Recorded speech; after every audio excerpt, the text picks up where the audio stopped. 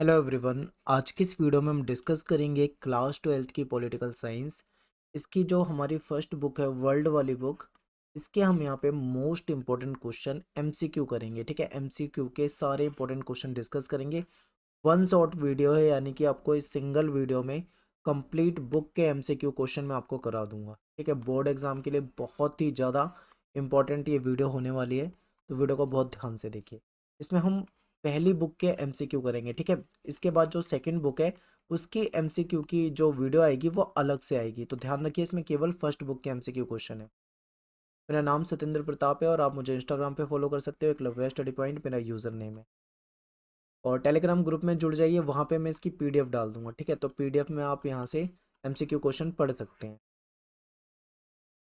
और हमारा नया चैनल है फैक्ट्स विद भारत, आप इससे ज़रूर सब्सक्राइब करें। यहाँ पे आपको फैक्ट से रिलेटेड जो इंपॉर्टेंट वीडियो होती है वो आपको यहाँ पे मिलती रहेगी। तो चलिए स्टार्ट करते हैं क्वेश्चन को। सबसे पहला क्वेश्चन है कि बर्लिन की दीवार कब बनी। ठीक है, तो ये 1961 में ये बर्लिन की दीवार जो थी ये बनाई गई। अगला क्वेश्चन है कि बर्लिन की दीवार जो थी ये कब गिराई गई थी, तो ये 1989 में गिरा दी गई थी, यानी कि ये 28 वर्ष तक ये दीवार जो थी वो खड़ी रही। इसके बाद 1989 में इसको गिरा दिया गया था। 150 किलोमीटर की इसकी लंबाई थी। ठीक है, और किसने गिराया था? वहाँ की जो आम जनता थी, आम जनता ने गिरा दिया था, और उसके गिरने के बाद जर्मनी का एकीकरण हो गया था। तो ये सारी चीज़ें इससे रिलेटेड आपको याद रखनी। अगला क्वेश्चन है कि जो रूस की क्रांति हुई थी ये कब हुई थी, तो 1917 में, यानी 1917 में रूस की क्रांति हुई थी। नेक्स्ट क्वेश्चन है कि सोवियत संघ में किस पार्टी का शासन था, तो यहाँ पे कम्युनिस्ट पार्टी का शासन था, यानी कि बी ऑप्शन हो जाएगा। नेक्स्ट है कि सोवियत संघ ने किस मामले में यूएनओ में भारत का समर्थन किया था, यानी कि साथ दिया था। तो कश्मीर का जो मुद्दा है उस मुद्दे पे सोवियत संघ ने यानी यूएसएसआर ने भारत का सपोर्ट किया था। सोवियत संघ कितने गणराज्यों को मिला के बना था, तो ये 15 रिपब्लिक्स को मिला के, यानी 15 गणराज्यों को मिला के सोवियत संघ बना था। इसमें सबसे ज्यादा किसको वैल्यू दी जाती थी? रूस को।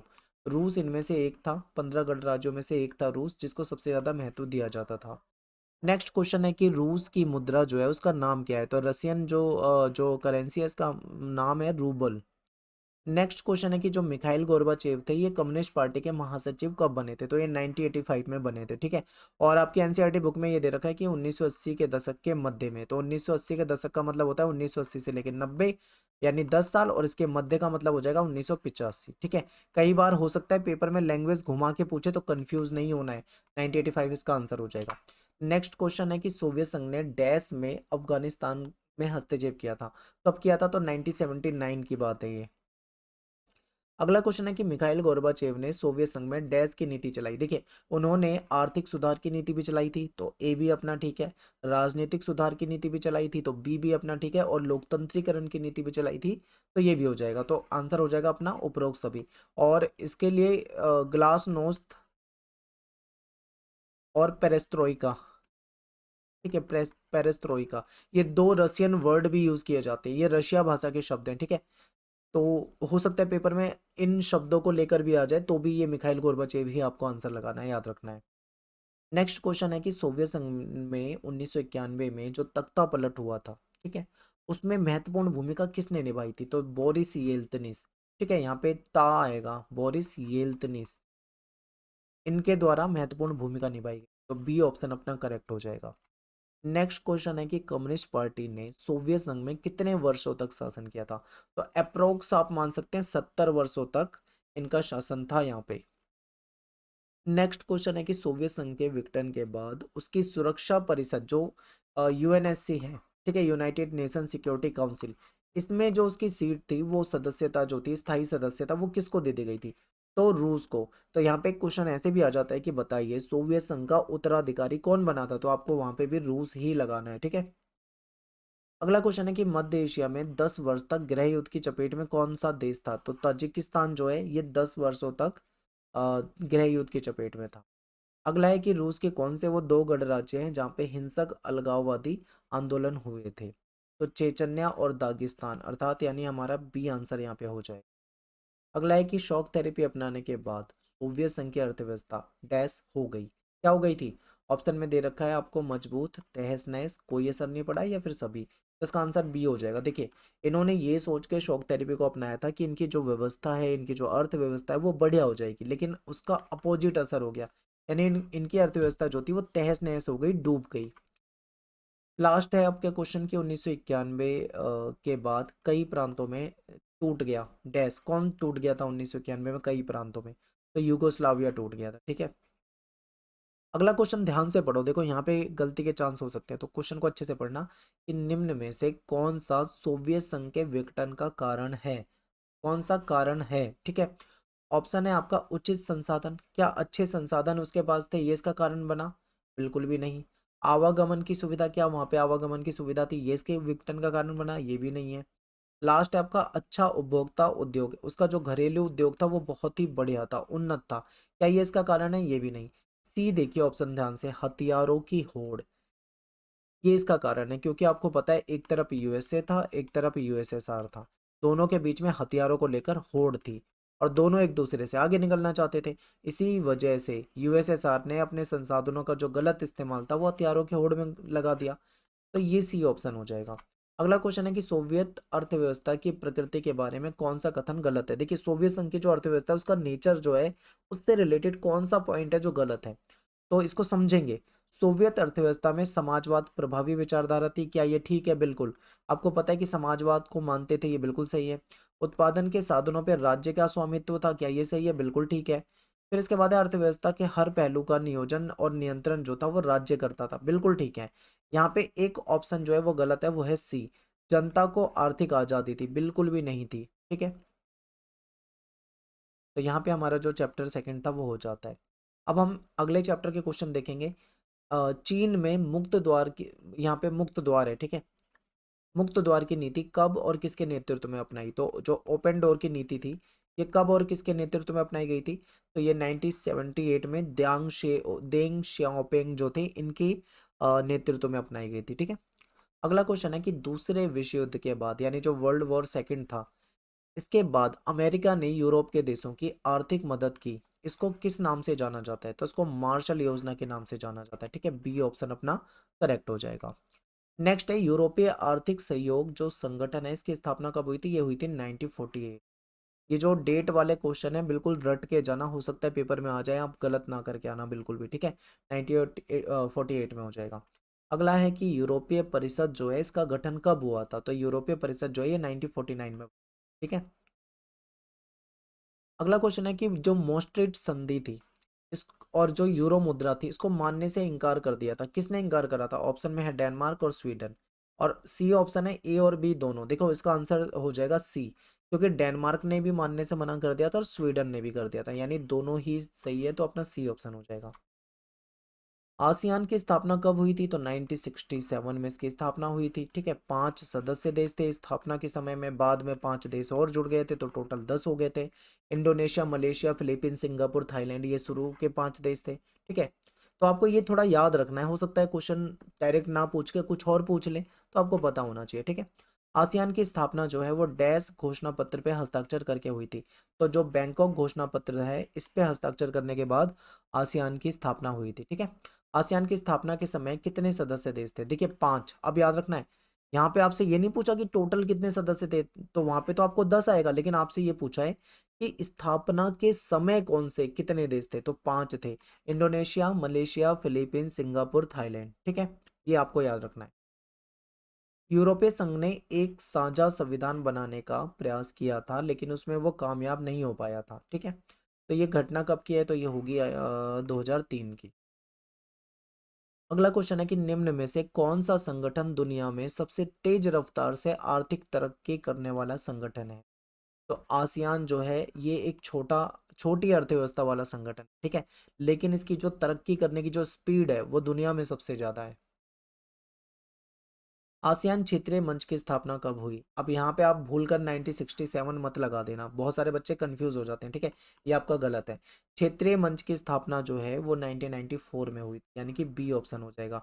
अब यहाँ पे देखो पेपर में कंफ्यूज करने के लिए कैसे बोलेंगे, आसियान को आसियान पूछा जाए तो 1967, और क्षेत्रीय मंच पूछा जाए तो 1994। दोनों में कंफ्यूजन बिल्कुल भी नहीं रखनी है, क्लियर रखना है, याद कर लेना है, ठीक है। भारत ने किन दो आसियान देशों के साथ मुक्त व्यापार समझौता कर रखा था? तो थाईलैंड और सिंगापुर के साथ भारत का मुक्त व्यापार समझौता था। भारत ने पूरब की ओर चलो की नीति कब अपनाई थी? तो ये 1991 में हमने ये नीति अपनाई थी। पूरब चलो की ओर का मतलब क्या है? ये यानी कि जो ये आसियान वाले देश हैं इनकी तरफ चलना और इनसे व्यापार बढ़ाना। अगला क्वेश्चन है कि चीन की जो क्रांति थी वो कब हुई थी? तो 1949 में चाइना की जो क्रांति थी ये हुई थी, ठीक है। नेक्स्ट है कि चीन के किस प्रधानमंत्री ने 4 क्षेत्रों में आधुनिकीकरण का प्रस्ताव रखा? तो जो चाउ एन लाई हैं इन्होंने रखा था। और कब रखा था? ये बात है 1973 की। तो ये भी आपको याद है, याद होना चाहिए, ठीक है। अगला क्वेश्चन है कि जो चाइना है इसने खेती का निजीकरण कब किया था? ठीक है, खेती का निजीकरण कब किया था? तो 1982 में चीन ने खेती का निजीकरण, ठीक है। और इन्होंने उद्योग का निजीकरण कब किया था? तो 1998 में, 1998 में इन्होंने उद्योग का निजीकरण कर दिया। सेज का पूरा नाम क्या है, यानी फुल फॉर्म क्या है सेज का?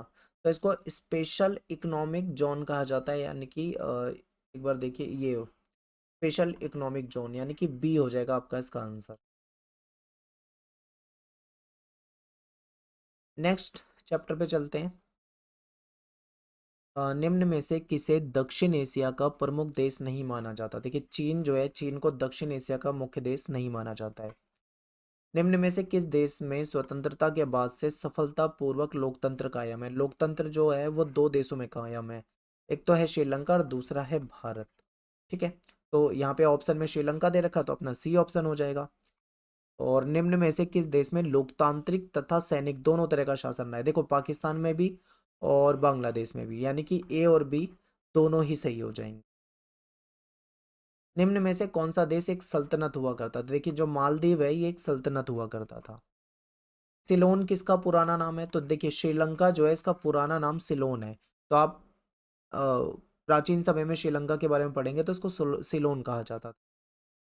ताशकंद समझौता कब हुआ था? तो ये 1966 में हुआ था, ठीक है। याद रखिए 1965 में पाकिस्तान और भारत का युद्ध हुआ, उसके एक साल के बाद 1966 में ताशकंद समझौता हुआ। और इसी समझौते के दौरान लाल बहादुर शास्त्री जो हैं वो गए थे और वहां पे इनकी मृत्यु हो गई थी, ठीक है। अगला है शिमला समझौता कब हुआ? तो 1972 में हुआ था। भारत ने श्रीलंका में शांति सेना कब भेजी थी? तो ये हो जाएगा आपका 1987, ठीक है, 1987 में भी। नेक्स्ट है भारत ने अपना पहला परमाणु परीक्षण कब किया था? तो ये मई 1974 में किया था। और राजस्थान में एक जगह है पोखरन, यहाँ पे इन्होंने किया था, ठीक है। अगला क्वेश्चन है निम्न में से किस देश में संवैधानिक राजतंत्र था? तो नेपाल जो है यहाँ पे संवैधानिक राजतंत्र। नेपाल में किन किन के बीच में त्रिकोणीय संघर्ष चला? तो राजा के सैनिक भी थे उसमें, माओवादी भी थे और लोकतंत्र समर्थक भी थे, यानी कि सभी हो जाएंगे। तो डी हो जाएगा इसका आंसर। किस देश में किस देश से भारत का बिना वीजा यात्रा का समझौता है? हमारी एक संधि है जिसके तहत हम उस देश में बिना वीजा के जा सकते हैं, ठीक है। तो कौन सा देश है वो? नेपाल। निम्न में से किस देश में जातीय संघर्ष है? तो श्रीलंका में जातीय संघर्ष, जातीय तनाव रहा है, ठीक है। श्रीलंका के जो समुदाय है जो बहुसंख्यक है उसका नाम क्या है? उसको सिंगली कहा जाता है। लिट्टे का संबंध कौन से देश से है? तो श्रीलंका से संबंधित है। श्रीलंका में जो चल रहा संघर्ष है उसको सुलझाने के लिए कौन से दो स्कैंडिनेवियाई देश जो है इन्होंने बातचीत करके इनको राजी करने का प्रयास किया है? ये पेपर में आया हुआ क्वेश्चन है, सीबीएसई में रिपीट हो रखा है, ठीक है। तो याद रखना इसमें आइसलैंड भी है और नॉर्वे भी है, तो यानी कि अपना आंसर हो जाएगा बी और सी दोनों। जनसंख्या पे सबसे पहले सफलतापूर्वक नियंत्रण करने वाला विकासशील देश वो भी दक्षिण एशिया का कौन सा है? तो इसमें श्रीलंका है जो पहले स्थान पे है। दक्षिण एशिया के किस देश ने सबसे पहले अपनी अर्थव्यवस्था का उदारीकरण करा? श्रीलंका ने करा था। भारत ने 1960 में पाकिस्तान के साथ एक जल बंटवारे वाली संधि की थी, तो वो किसकी सहायता से करी थी? ठीक है, तो विश्व बैंक की सहायता से की थी संधि। भारत का किस देश के साथ गंगा और ब्रह्मपुत्र नदी के जल में हिस्सेदारी को लेकर मतभेद है? तो बांग्लादेश के साथ है मतभेद, ठीक है। कौन सा देश है जिसने भारतीय सेना को पूर्वोत्तर में यानी नॉर्थ ईस्ट में जाने के लिए अपना इलाके से रास्ता देने से इनकार करा था? तो बांग्लादेश ने किया था। निम्न में से कौन सा देश भारत की पूर्व चलो की जो नीति है हमारी उसका हिस्सा है? तो बांग्लादेश ही है, ठीक है। सार्क जो है ये कब बना था और इसका जो हेडक्वार्टर है वो कहाँ पर है? तो 1985 में बना था सार्क, और इसका हेडक्वार्टर जो है वो नेपाल के काठमांडू में, ठीक है। संयुक्त राष्ट्र संघ की स्थापना कब हुई थी? तो जो यूएनओ है इसकी स्थापना हुई थी 1945 में, यानी कि 24 अक्टूबर 1945 में, ठीक है। अगला क्वेश्चन है कि संयुक्त राष्ट्र संघ के पहले महासचिव जो थे वो कौन थे? तो डी ऑप्शन हो जाएगा हमारे यहाँ पे। भारत संयुक्त राष्ट्र संघ का सदस्य कब बना था? तो भारत बना था इसका सदस्य 30 अक्टूबर 1945 को। संयुक्त राष्ट्र संघ किसका उत्तराधिकारी है? तो लीग ऑफ नेशंस, पहले लीग ऑफ नेशंस होता था, बाद में यूएनओ बनाया गया था, ठीक है। संयुक्त राष्ट्र संघ की स्थापना के समय कितने देशों ने इसके जो घोषणा पत्र है उस पर हस्ताक्षर किए? तो 51 देशों ने इसके घोषणा पत्र पे हस्ताक्षर किए, उसके बाद इसकी स्थापना हुई थी, ठीक है। सुरक्षा परिषद में कितने स्थायी यानी कि परमानेंट और कितने अस्थायी यानी कि टेम्परेरी मेंबर होते हैं? तो इसमें 5 स्थायी सदस्य होते हैं और 10 अस्थायी सदस्य होते हैं, ठीक है। सुरक्षा परिषद में कितने सदस्यों को वीटो पावर मिली हुई है? 5 सदस्यों को। अब आपको कमेंट में बताना है विद योर नेम, अपने नाम के साथ, कि वो 5 सदस्य देश जो परमानेंट मेंबर हैं वो कौन है, ठीक है, उनके नाम लिखने हैं। संयुक्त राष्ट्र संघ का सबसे अधिक दिखाई देने वाला सार्वजनिक चेहरा जो है वो कौन होता है? उसका महासचिव होता है। वर्तमान में संयुक्त राष्ट्र संघ के महासचिव कौन है? एंटोनियो गुटेरियस, ठीक है। सुरक्षा परिषद में अस्थायी सदस्यों को कितने वर्षों के लिए चुना जाता है? तो इनको 2 वर्षों के लिए चुना जाता है। विश्व व्यापार संगठन जो है वो किसका उत्तराधिकारी है? तो ये है general agreement on trade and tariff, जिसको शॉर्ट में GATT यानी गेट भी बोला जाता है, ठीक है। विश्व व्यापार संगठन की स्थापना कब हुई थी? ये हुई थी 1995 में। अंतर्राष्ट्रीय आणविक ऊर्जा एजेंसी जो है इसकी स्थापना कब हुई थी? ये हुई थी 1957 में, ठीक है। संयुक्त राष्ट्र संघ के बजट में सबसे ज्यादा जो पैसा देता है, जो योगदान देता है, वो कौन देता है? तो अमेरिका यानी USA जो है सबसे ज्यादा पैसा देता है। एमनेस्टी इंटरनेशनल संगठन जो है वो किससे रिलेटेड है? तो ये मानव अधिकार से संबंधित, ठीक है। ये एक NGO है इंटरनेशनल और मानव अधिकार से रिलेटेड। अंतर्राष्ट्रीय स्वयंसेवी संगठन जो है, जो कि ह्यूमन राइट वॉच है, इसका संबंध जो है वो किससे है? तो ये भी मानव अधिकार की वकालत करता है, ये भी मानव अधिकारों से रिलेटेड। अंतर्राष्ट्रीय जो न्यायालय होता है यानी कि ICJ international court of justice, ठीक है, इसमें कितने जज होते हैं? तो इसमें जजों की जो संख्या होती है वो होती है 15। और ये जो जज होते हैं ये कितने वर्ष के लिए होते हैं? तो ये 9 वर्ष के लिए होते हैं, ठीक है। याद रखना है, ये आ सकता है पेपर में क्वेश्चन। अंतर्राष्ट्रीय मुद्रा कोष का प्रमुख कार्य निम्नलिखित में से क्या है? तो देखिए इसका ये जो IMF होता है इसका काम होता है तकनीकी सहायता मुहैया कराना, ठीक है, ये ठीक है आपका। फिर अंतर्राष्ट्रीय वित्त व्यवस्था की देखरेख करना, वैश्विक व्यवस्था की देखरेख करना भी इसका काम है, और मांगे जाने पे वित्तीय सहायता देना, तकनीकी सहायता देना भी इसका काम है, यानी कि आंसर अपना हो जाना चाहिए यहाँ पे उपरोक्त सभी। सुरक्षा का बुनियादी अर्थ है खतरे से आज़ादी, ठीक है, B हो जाएगा। युद्ध की स्थिति में किसी सरकार के पास कौन से विकल्प होते हैं? देखिए उनके पास, सरकार के पास 3 विकल्प होते हैं। या तो वो आत्मसमर्पण कर दे, सरेंडर कर दे, या फिर दूसरे पक्ष की बात को बिना युद्ध किए मान ले, ठीक है। तीसरा है कि युद्ध से होने वाले नाश को इस हद तक बढ़ा दे कि दूसरा पक्ष खुद डर जाए। यानी ये तीनों ही ऑप्शन होते हैं, तो अपने पास आंसर क्या हो जाएगा? D।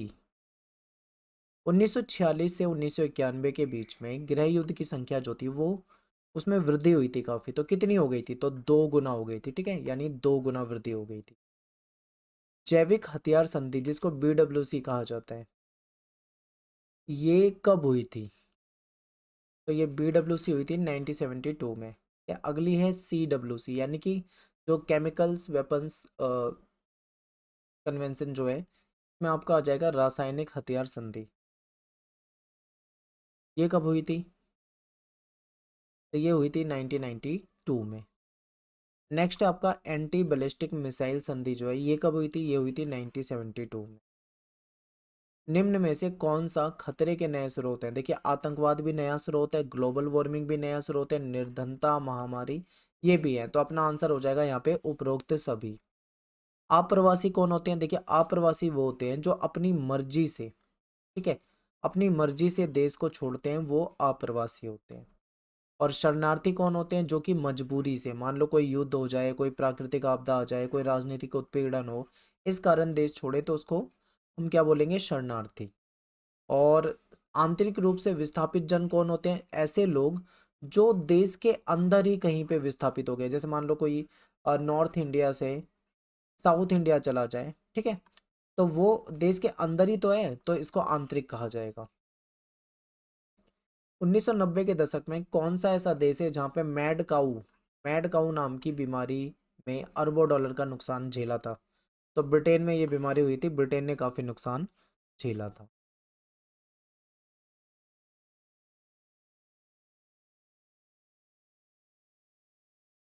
ठीक है, अगला है अराल के आसपास बसे हजारों लोग अपना घर बार छोड़ने के लिए क्यों मजबूर हुए थे? इसलिए क्योंकि वहां का जो पानी था वो जहरीला हो गया था। लिमिट्स टू ग्रोथ, ठीक है, लिमिट्स टू ग्रोथ जो पुस्तक है ये कब प्रकाशित हुई थी? तो ये 1972 में प्रकाशित हुई।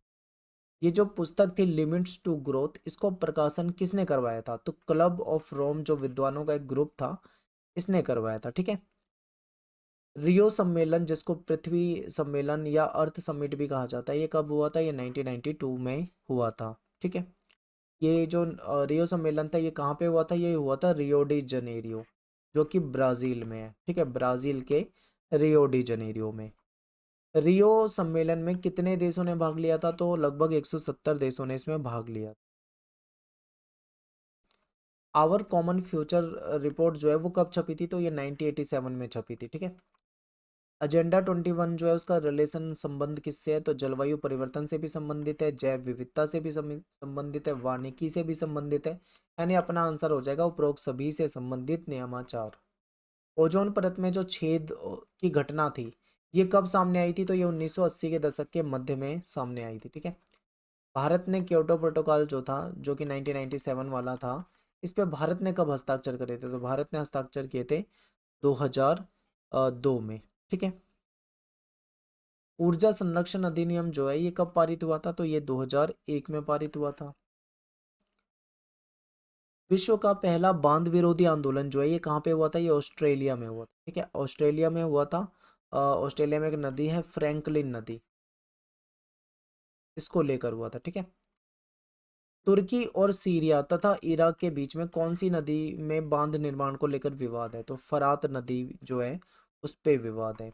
एक जनजाति है जिसका नाम है मापुसे, तो मापुसे नाम की जो जनजाति है, ये जो मूल निवासी हैं, ये कौन से देश से संबंधित है? तो ये चिले से संबंधित। World counselling of indigenous people का गठन कब हुआ था? तो ये हुआ था 1975 में। नेक्स्ट है कि वैश्वीकरण का अर्थ है, वैश्वीकरण का मतलब होता है प्रवाह। ठीक है, चाहे वो विचारों का हो, चाहे वस्तु का प्रवाह हो, चाहे पूंजी का प्रवाह हो, या फिर लोगों की आवाजाही हो। WSF का फुल फॉर्म क्या है? तो इसको वर्ल्ड सोशल फोरम कहा जाता है। World social forum. World social forum की जो पहली बैठक हुई थी वो कहाँ पे हुई थी? तो ये ब्राज़ील का जो पोर्टे अलगेरे है यहाँ पे हुई थी 2001 में। 1999 में विश्व व्यापार संगठन की मंत्री स्तरीय बैठक जो थी ये कहाँ पे हुई थी? ये सिएटल में हुई। ठीक है, वैश्वीकरण का विरोध किसने किया था? तो वामपंथियों ने भी करा था, दक्षिणपंथियों ने भी करा था, तो सी आंसर हो जाएगा। वैश्वीकरण का प्रमुख कारण क्या है? अब इसमें ऑप्शन को ध्यान से देखो तो इसका कारण हो जाएगा टेक्नोलॉजी, प्रौद्योगिकी। निम्न में से कौन सा वैश्वीकरण का सांस्कृतिक प्रभाव नहीं है? तो देखिए पहनावा होता है, रहन सहन भी सांस्कृतिक है, खान पान भी सांस्कृतिक है, आर्थिक गतिविधि जो होती है वो नहीं है। ठीक है, डी नहीं होगा। वैश्वीकरण से हर संस्कृति कहीं ज़्यादा अलग और विशिष्ट होती जा रही है। इस प्रक्रिया को क्या बोलेंगे? इसको वैभिन्नीकरण बोलते हैं, यानी वैश्वीकरण, वैभिन्नीकरण, सांस्कृतिक वैभिन्नीकरण। दूसरे देश के उत्पादक को निर्यात की अनुमति ना होना किस ओर संकेत करता है? तो संरक्षणवाद की नीति कहते हैं। ठीक है, इसको संरक्षणवाद कहा जाएगा। तो यहाँ पे हमारी जो पहली बुक है, ये वन शॉर्ट वीडियो में आपको कंप्लीट बुक के इंपॉर्टेंट एमसीक्यू करा दिए। अब आप सेकंड बुक के एमसीक्यू में आपको कराने वाला हूँ, तो ज़्यादा से ज़्यादा कमेंट करें। और फिर इसके बाद इसके लॉन्ग क्वेश्चन और जो मिक्सअप टाइप के क्वेश्चन है, शॉर्ट क्वेश्चन, लॉन्ग क्वेश्चन और मैप वगैरह, वो सब आपको करा दूंगा। तो आप ज़्यादा से ज़्यादा कमेंट करें और वीडियो को शेयर कर दें। मिलते हैं नेक्स्ट वीडियो में। Thanks for watching. जय हिंद, जय भारत।